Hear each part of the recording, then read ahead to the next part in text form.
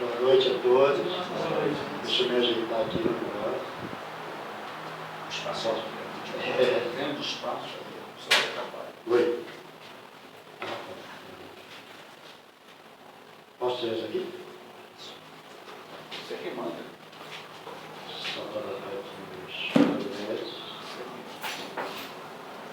Você que manda. Isso.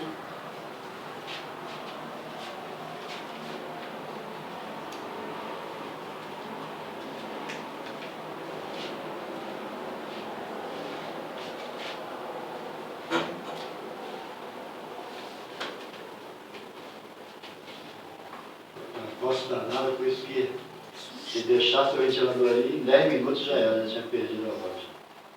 Então desculpa aí quem vai ficar com calor, tá bom? Tá bom. Perdoa? Perdoa. A página era isso, perdoa sempre, né? Então a gente vai conversar hoje sobre a questão, né, do desgosto da vida, né, do suicídio. Aí, melhor aí. Vai ficar menos ou vai dar? Desgosto da vida, suicídio.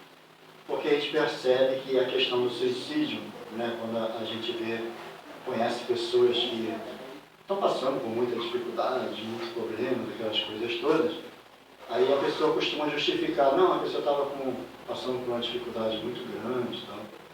Mas o que a gente vê, né, no nosso mundo não é bem assim, são pessoas que estão bem, que têm família, que as pessoas gostam dela, que a pessoa tem emprego, não está faltando nada e de repente de uma hora para outra a pessoa tira a vida, né? É uma coisa assim, né, bem estúpida, bem complicada de se entender. Mas a gente tem que admitir, né, que a doutrina espírita não é melhor do que nenhuma outra religião, mas os ensinamentos que a doutrina espírita traz são os ensinamentos que não vai resolver o problema do suicídio assim, no estalar de dedos.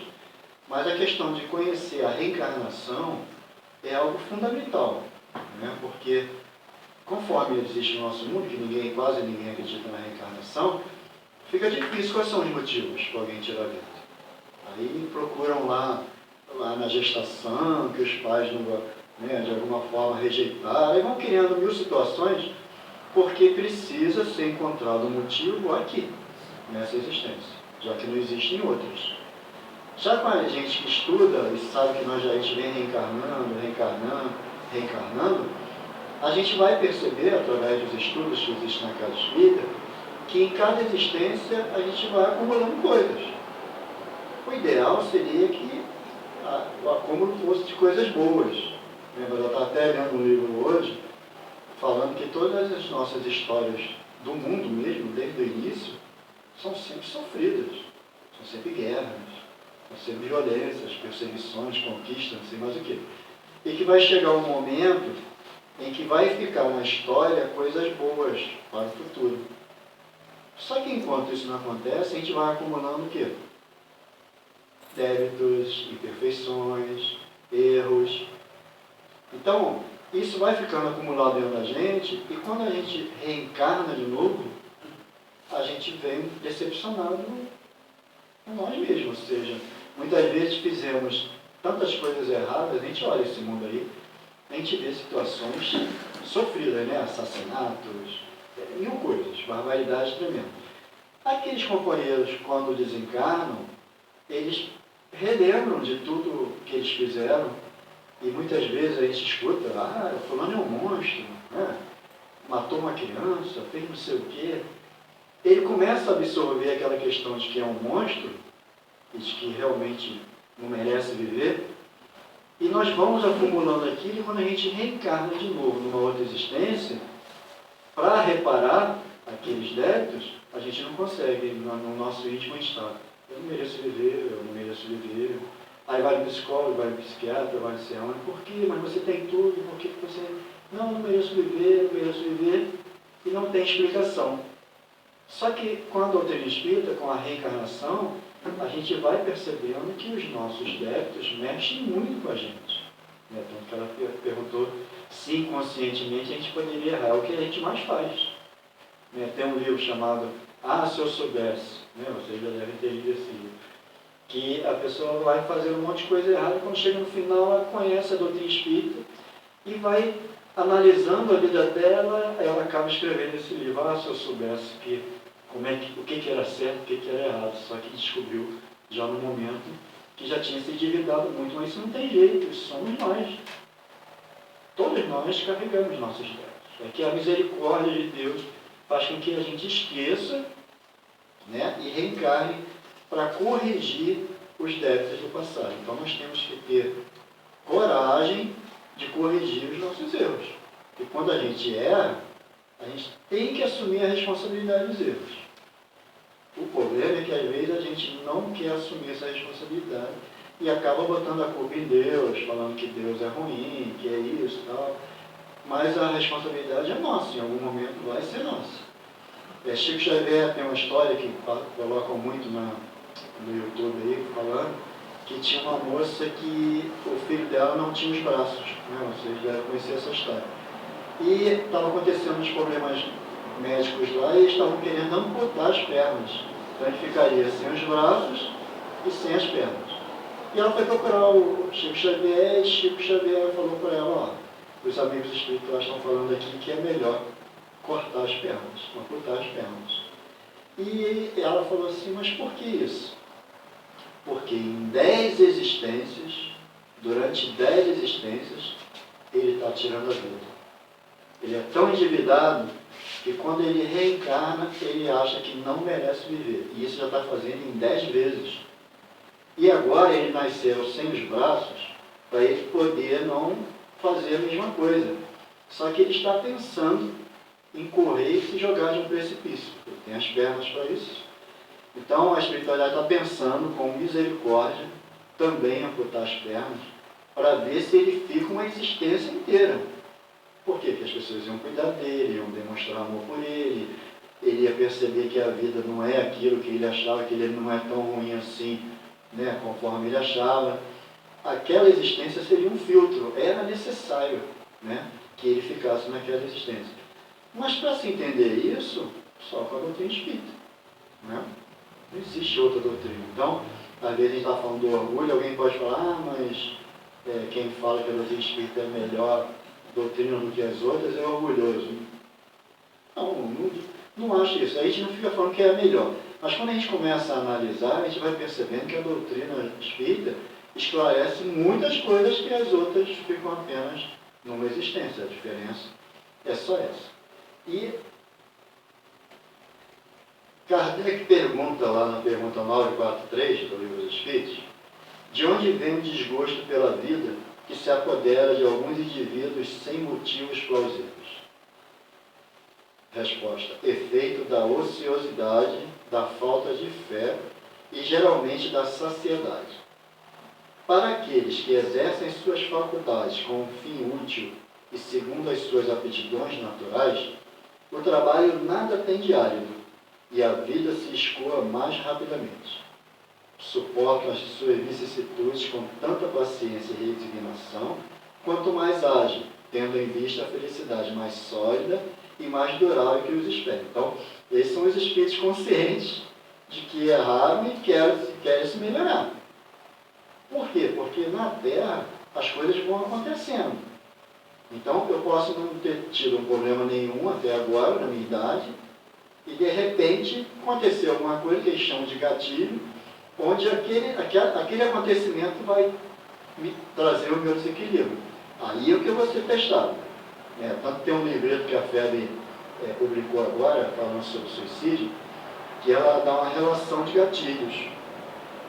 Aí ela coloca aqui primeiro, materialismo severo, a pessoa que joga todas as fichas no dinheiro, nos bens e tal, ela vai viver a vida dela normal, mas vai chegar um momento que vai chegar a velhice, vai faltar um dinheiro daqui, dali. Como ela jogou todas as fichas na parte física, material, física dela e material a parte financeira, ela vai começar a ter certo desequilíbrio. O que vai acontecer?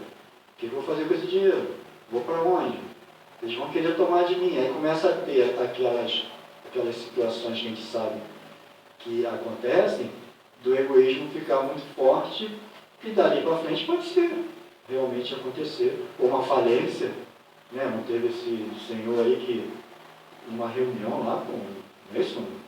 Acho que até o Bolsonaro estava presente lá, ia chegar ainda, o cara resolveu se matar naquele momento ali, porque a empresa dele faliu. Então, na realidade, esses gatilhos vão acontecendo. Aí ele coloca aqui, enfermidades incuráveis. A pessoa fala, vou viver para quê? Se eu vou morrer mesmo, se eu não vou ficar nunca bom disso. Então, sem o entendimento realmente moral das coisas de Deus, nós podemos realmente ter dificuldades. Ele fala maus tratos, violência, pobreza extrema, né? Porque a gente fala de pobreza, às vezes a gente vê determinadas coisas, mas a gente não imagina, pelo menos a maioria acho que não imagina o que é pobreza extrema, né? Quem já foi, por exemplo, eu não fui, ficou marcado, mas acabei não indo, no tal de favela do Rato Molhado, de Caxias, né? E lá Fabiano de Cristo vai lá levar algumas coisas e tal.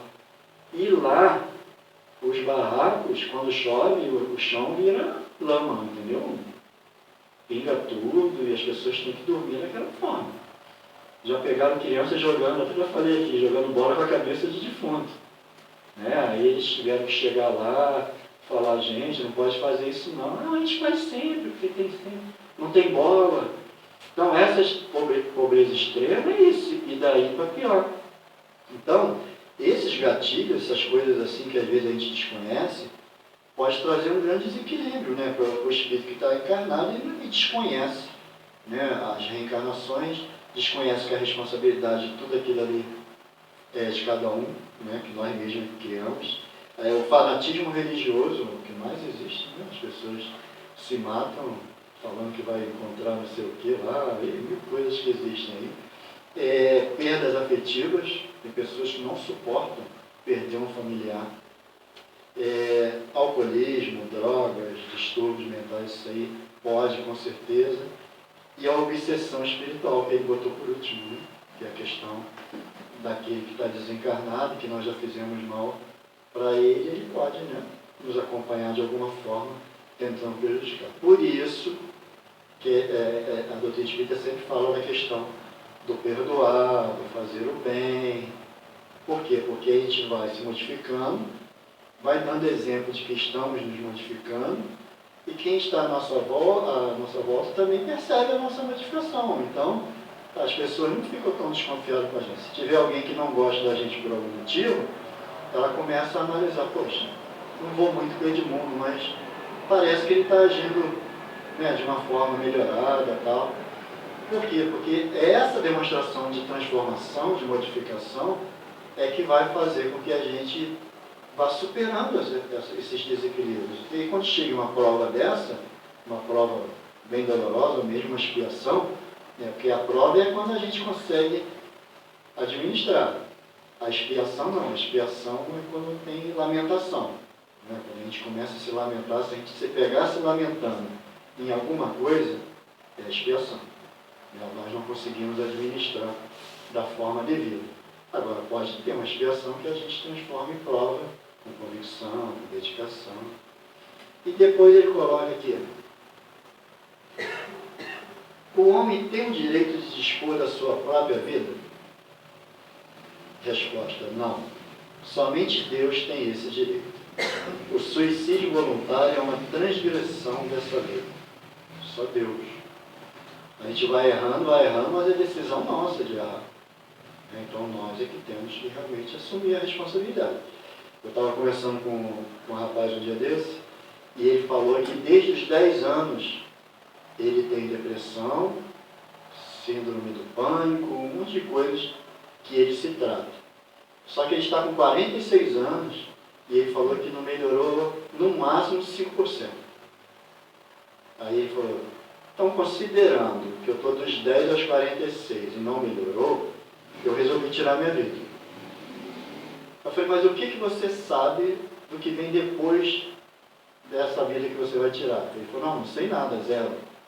Eu falei: então os 5% não está mais vantajoso do que os 0% que você vai encontrar? Aí ele falou: é uma coisa a pensar, mas estou propenso. Mas pode pensar. Porque a gente fala assim, tem que suportar, tal, mas a gente não sabe o que está passando lá na cabeça da pessoa. Que é o que fala aqui. Dos 10 aos 46, morando sozinho, a família abandona, fala que é besteira, que não quer trabalhar, não tem essas coisas, fala que é preguiçoso, então aqui a pessoa fica sozinha. Então é um resgate muito grande, uma expiação muito grande. Então a pessoa tem que realmente se apegar em alguma coisa, ela tem que estudar, ela tem que aprender, tem que conviver com pessoas, tem que participar de grupos, para ela poder compreender o que está acontecendo com ela. Entendeu? Depois ele fala o seguinte: o que pensar do suicídio que tem por causa o desgosto da vida? Resposta: insensatos. Por que não trabalhavam? A existência não lhes teria sido tão pesada. Esse trabalhar que ele fala é isso. Poxa, por que eu estou passando por isso? Vou procurar melhorar, vou procurar estudar, vou procurar aprender, vou procurar saber por quê, vou procurar uma religião. Ou seja, a gente tem que procurar alguma coisa. Eu trouxe até um slidezinho que rolou por aí, até no Zap mesmo rolou, mas que explica legal, né, a questão íntima e externa. Né? Tem coisas que estão sob o nosso controle. Né? Falei, meus erros, meus pensamentos, meus sentimentos, minhas decisões, meus esforços, parte de baixo é meu controle. Eu tenho que ter o controle sobre essas coisas. Mas eu não posso ter o controle sobre as coisas externas. Eu não posso ter o controle sobre a ação das pessoas, ou as palavras, ou os sentimentos. E o que as pessoas fazem vão me atingir. Só que eu tenho que estar com a minha parte equilibrada para quando vier alguma coisa, que eu não sei o que, eu tenho esse equilíbrio, nem que seja na oração, nem que seja na fé em Deus, nem que seja... Eu tenho que ter uma força que me faça suportar os baques que eu vou receber. Eu estava conversando com uma senhora, que ela falou que o filho dela trabalha ainda, num condomínio. E lá no condomínio ele foi pego fazendo uma coisa errada. Ela não falou o que era. Ele foi pego e todo mundo ficou sabendo. Todos os funcionários, todos os colegas dele ficaram sabendo. E daquele dia em diante, todo mundo começou a zoar ele, jogava piada. E ele foi deprimindo, até que ele ficou realmente sem querer sair de casa. Aí ela levou ele no psiquiatra, começou a fazer os tratamentos, começou a tomar o medicamento. Ela percebeu que ele quis voltar a trabalhar, as pessoas continuaram zoando ele continuou trabalhando, e aquilo parou de beber, parou de fazer um monte de coisa, procurou uma igreja, e ela falou que achou interessante porque ele não pediu para sair do emprego. Pediu uma hora para outra, ele assumiu de tal forma que a síndica passou a gostar dele, passou a se dedicar muito, e mesmo as pessoas zoando, ou seja, mesmo vendo as informações, as flechas, seja lá o nome que for, externos, ele tinha uma força que era dele, uma vontade de superar aquilo que era dele. Talvez tenha chegado à conclusão de que errou realmente, que tinha que corrigir. Aquilo ali foi um gatilho também. Então, essa questão de não desanimar, não perder a frente, é que é o grande desafio, né, de todo ser humano. E aqui a gente está falando de suicídio, mas a gente sabe que pode acontecer uma coisa com a gente dá uma desanimada. A gente fala que desanimar é normal, faz parte da nossa caminhada, mas tem que ser coisa rápida. Desanimou, chorou, sei lá, perdeu um ente querido, perdeu um emprego, seja lá o que for, ficou um pouco chateado, desanimado, mas logo depois, não, deixa eu correr atrás, deixa eu arrumar outra coisa. Se continuou desanimado, tem problema, tem que procurar analisar para saber o porquê, porque o equilíbrio tem que estar na gente. Na 946, que pensar do suicida que tem por fim escapar às misérias e às decepções deste mundo? Resposta: pobres espíritos que não tiveram a coragem de suportar as misérias da existência. Deus ajuda os que sofrem e não aos que não têm força nem coragem. As tribulações da vida são provas ou expiações. Felizes os que as suportam sem se queixar, porque serão recompensados. Infelizes, ao contrário, os que esperam a saída nisso, que na sua impiedade chamam de sorte ou acaso. Que nem todos eles não sabem o que vem depois. Se ainda falasse, eu vou morrer, eu vou continuar como espírito e lá eu resolvo, não. Né? Que a gente faz trabalho no CVV, no Centro de Valorização da Vida, e lá 188, né? É bom vocês divulgarem sempre, que tem sempre alguém precisando do 188 para desabafar, para falar alguma coisa. Telefone gratuito para chamar de celular 24 horas. Então, sempre que as pessoas ligam, nunca falam, eu sei o que vou encontrar. Não. É sempre uma sorte. Não sei. Não sei, não sei. É justamente isso que ele está falando aqui. Não pode desistir. Tem que seguir em frente. Só que, na realidade, toda essa onda de sofrimentos, de suicídio, essas coisas todas, estão no planejamento da Terra.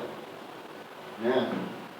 Se pegar o livro Obras Póstumas, né, que foi escrito por Kardec, só que juntaram depois, né, do desencarne dele, por isso que ficou Obras Póstumas, mas todos os escritos dele que não entraram na codificação.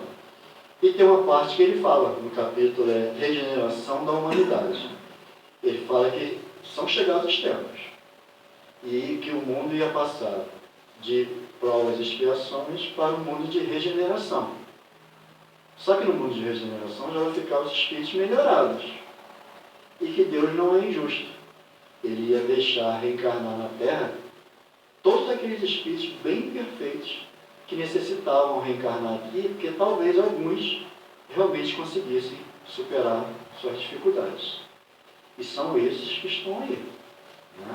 E ele ainda fala aqui que desvairados correrão a sua própria perda. Provocarão destruições que darão origem a um sem número de flagelos e de calamidade. É o que a gente vê: guerra, violência, decapitação. Uma coisa que a gente não via, está acontecendo em tudo quanto é lugar. Lá no presídio, lá decapitaram 16 pessoas. Isso é prática bárbara, prática daquela época, antes de Jesus, são coisas muito antigas. E Kardec fala, e como se não se operasse com bastante rapidez a destruição, os suicídios se multiplicarão em proporções inauditas, até entre as crianças. Então, na realidade, Kardec já falou isso. Só que ele falou que ia surgir uma coisa que Jesus trouxe, e que seria realmente a demonstração de que o mundo estaria se modificando. Que junto de todos esses sofrimentos, surgiria a fraternidade, a solidariedade. Muitas instituições criariam voluntários, serviços voluntários, para ajudar em hospitais, para fazer o atendimento fraterno, para divulgar, né, as suas religiões, a doutrina espírita, o próprio CVV, Centro de Valorização da Vida. Outras instituições que também fazem essa questão de prevenção do suicídio. Então isso veio com Jesus, mas isso já é uma demonstração de que tem coisas boas no nosso mundo. E que vai passar a ter coisas boas. Só que nós temos que decidir de que lado vamos chegar. Né? A gente vai ficar se lamentando e achando que não merecemos nada e que o mundo é horrível, ou a gente vai partir para o lado de estudar, de aprender, de ajudar o próximo, de ajudar nós mesmos. Né? Então nós temos que fazer parte desse lado, da fraternidade e da solidariedade. Né? Porque tem aquela velha história de que quando a gente começa a ver os problemas do próximo, a gente começa a perceber que o nosso, né, é menor. O do próximo precisa de mais ajuda, né, do que os nossos. Continuando, cada nosso tempo, o negócio é longo, né? 946. Os que levaram o desgraçado a esse ato de desespero sofrerão as consequências disso? Resposta: ó infelizes deles, porque responderão como por um assassino. Então, na realidade, como nós falamos lá da obsessão espiritual, se tiver algum companheiro desencarnado tentando se vingar de alguma coisa, vai ser responsabilizado. Esses que fazem externamente, de alguma forma, debocham ou criam mil situações que levam a pessoa, né, a ficar ao ponto de cometer suicídio para fugir dos reproches, daquelas coisas todas, também terão responsabilidade. Porque se existe a questão da fraternidade, é para ajudar, para evitar. Olha, se eu vou afundar mais a pessoa, eu tenho que ter responsabilidade. Então, nós temos que analisar que nós temos que ficar realmente do lado do bem. Não é isso? Na 947, ele fala: o homem que se vê às voltas com a necessidade e se deixa morrer de desespero pode ser considerado como suicida? Ele está cheio de problemas e está acabando desistindo da vida. Aí fala: é um suicida. Mas os que o causaram ou que o poderiam impedir são mais culpáveis que ele, a quem a indulgência espera. Não acrediteis, porém, que seja inteiramente absolvido, se lhe faltou a firmeza e a perseverança, e se não fez uso de toda a sua inteligência para sair da dificuldade. Então, ele também tem sua dificuldade. Mas, por exemplo, passou na televisão agora o caso de um rapaz, foi em São Paulo, que ele resolveu beber e morar na rua. Aí todo mundo conhecia ele assim, bebia, aí caía ali, dormia, tal, no dia seguinte, tal. Só que teve aquela mudança de temperatura, que foi semana retrasada aí, que de 30 graus caiu para 5 em determinadas cidades de São Paulo. E tinha um rapaz que passou e viu ele lá e falou: ele está passando mal, vai morrer. Pegou ele, junto com outras pessoas, levaram para o hospital. E ele realmente estava, ele dormiu cedo, cheio de pinga, o tempo mudou e ele ia morrer. E o rapaz que salvou ele falou assim: eu sei que ele escolheu essa vida, né, de repente vai morrer em algum momento, mas eu não podia deixar ele morrer. Que vai que ele muda de ideia e amanhã sai dessa vida, amanhã para de beber. Aí eu vou ter a satisfação de saber que eu ajudei ele a sair dessa situação. Então, essa é a fraternidade. E existem muitos companheiros que poderiam estar reclamando da vida de montão, porque as coisas que aconteceram na vida deles foi assim, absurdas, mas não reclamam. Tem um videozinho da Silvia, não sei se vocês já viram esse vídeo, vou ter que ir aqui na frente. Aconteceu um monte de coisa na vida dele, mas no final ele agradece as coisas que aconteceram. Vamos ver aqui. Vamos ver?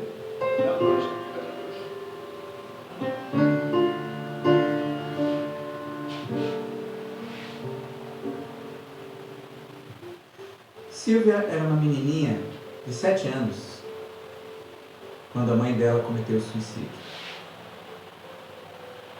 Então, ela foi morar com a avó, porque o pai, alcoólatra, tinha sumido do mundo. Mas a avó era esquizofrênica, daquelas de tirar a roupa e perambular pelas ruas da cidade. Às vezes Silvia estava no banco escolar e a diretora da escola chamava para ir socorrer a avó correndo nua em torno da escola. Vivia com a avó e com um tio, e quando fez 9 anos de idade, o tio a violentou. Sem aguentar aquela situação de pobreza, dificuldade, ela preferiu fugir. Aos 12 anos, morava na rua. Aos 13 para 14 anos, ela se apaixonou, conheceu um rapaz e acabou engravidando. Mas ele não tinha certeza que o filho era dele. Ele dizia: você anda com tantos? Como é que eu vou saber? Se fosse uma época em que alguns sonham com uma época assim, as pessoas descartassem os seus problemas, uma gravidez indesejada, vai lá e tira, ela certamente teria sido estimulada a isso.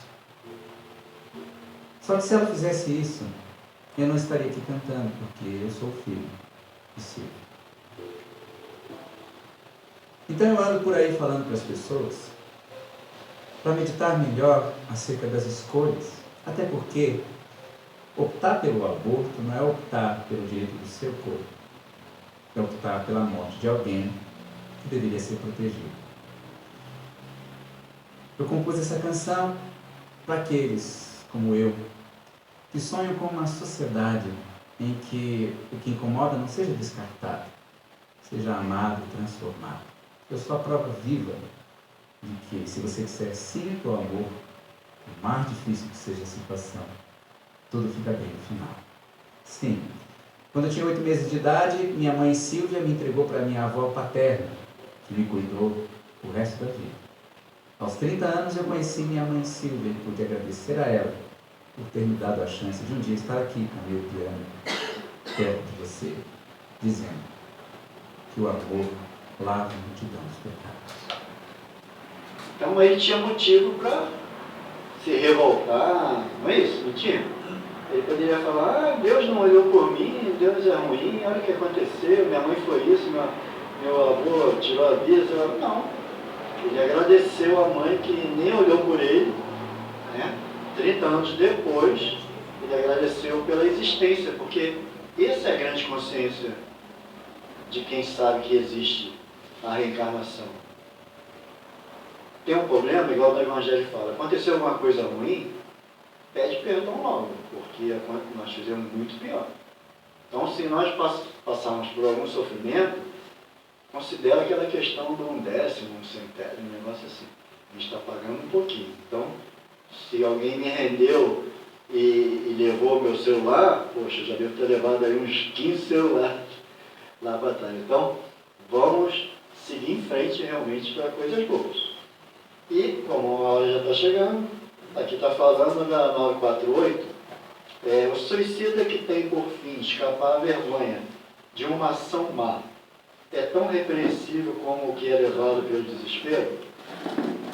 Ele fala, o suicídio não apaga a falta. Pelo contrário, com ele aparecem duas em lugar de uma. Quando se teve a coragem de praticar o mal, é preciso tê-la para sofrer as consequências. Deus é quem julga, e segundo a causa pode às vezes diminuir o seu rigor. Então, se erramos, temos que assumir nossos erros.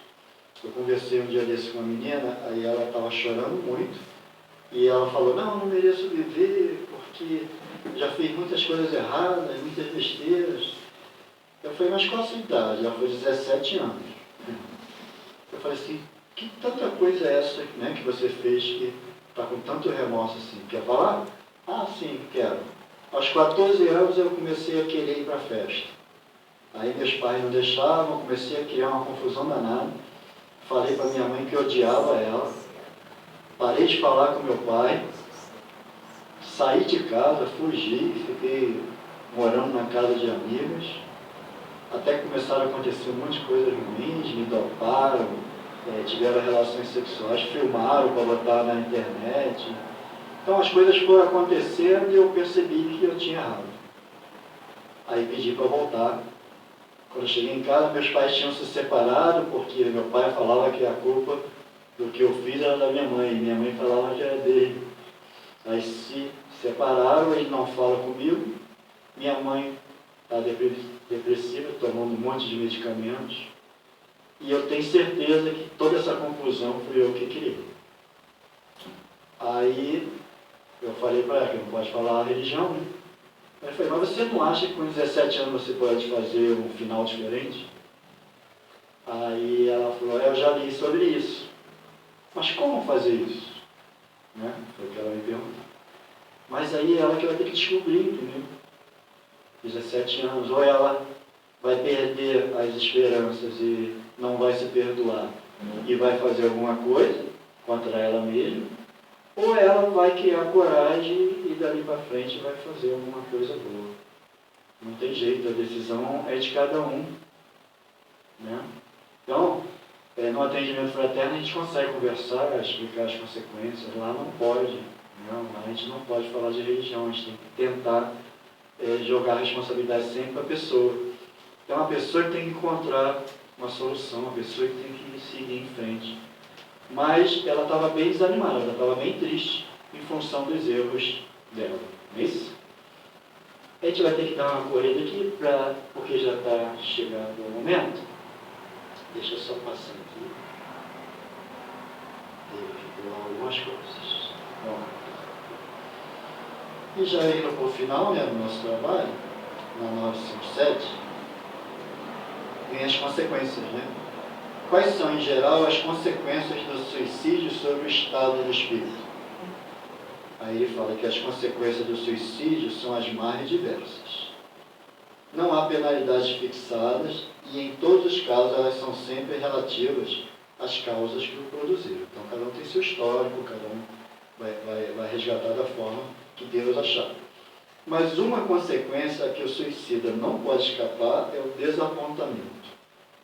Isso é interessante. Não vai. Né? Por quê? Lá no livro desse Livreto da Fé, ele fala que o suicídio é triste ilusão, porque somos seres imortais. E a vida continua plena, além da morte do corpo físico. Então, uma pessoa se matou, não adiantou nada, está ela ali. O corpo lá, mas ela ali com todas as suas dores, duplicada, porque agora sem a chance de corrigir naquele momento.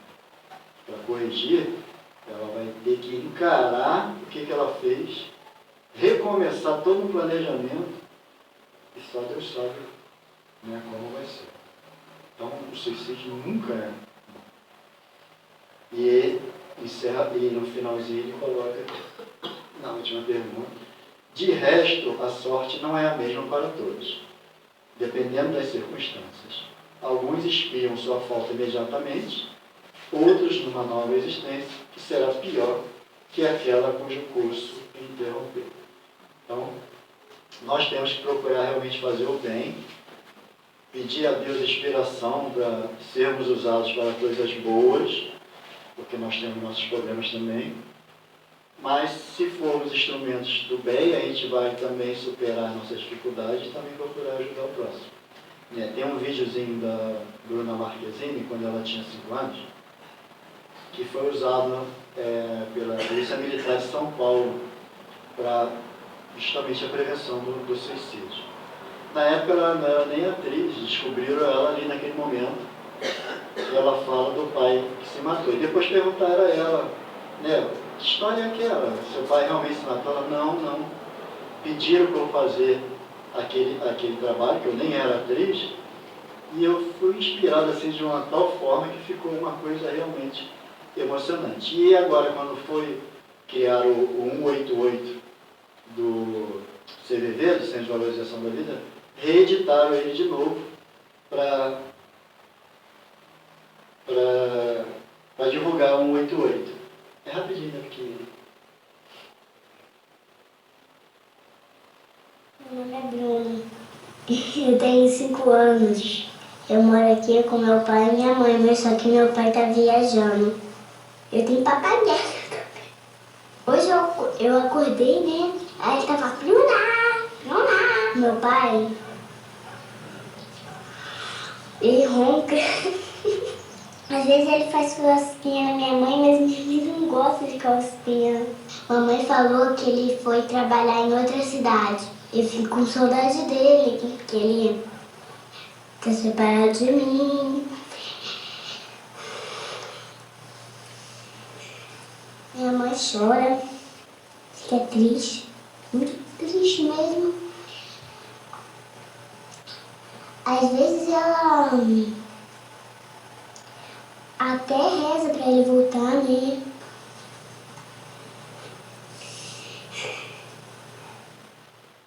Então, foi para a divulgação do 188, mas você vê a inspiração, né, que essa menina teve.